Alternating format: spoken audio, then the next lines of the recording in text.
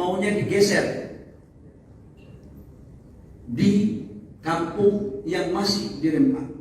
Pemerintah menyatakan tidak akan membatalkan proyek Rempang Eco City Batam Kepulauan Riau meski menuai protes warga. Hal itu disampaikan oleh Menteri Investasi Bahlil Lahadalia, tepatnya seusai rapat intern di Istana Kepresidenan Jakarta pada Senin 25 September 2023. Adapun Bahlil mengatakan bahwa dalam rapat, Presiden Jokowi meminta agar penyelesaian konflik di Pulau Rempang dilakukan secara kekeluargaan. Nantinya, konflik diselesaikan dengan mengedepankan hak-hak masyarakat sekitar. Lebih lanjut, Bahlil menjelaskan bahwa dari 17.000 hektar area Pulau Rempang hanya bisa dikelola sekitar 7 hingga 8.000 hektar, sedangkan sisanya merupakan hutan lindung. Adapun Bahlil kemudian mengatakan pihaknya telah bertemu dengan tokoh masyarakat setempat. Pada kesempatan itu, ia telah menemukan bahwa solusi posisi Rempang itu bukan penggusuran dan juga bukan relokasi, melainkan masyarakat meminta agar digeser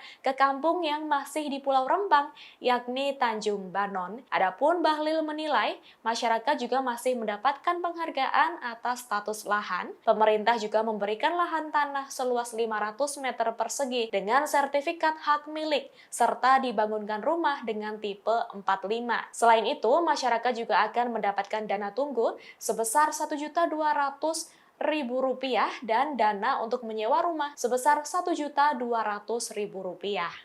Proses penyelesaian masalah Rempang harus dilakukan dengan cara yang baik, cara yang kekeluargaan, harus yang soft. Yang kedua, Bapak Presiden juga mengarahkan kepada kami bahwa dengar apa yang masyarakat juga punya aspirasi.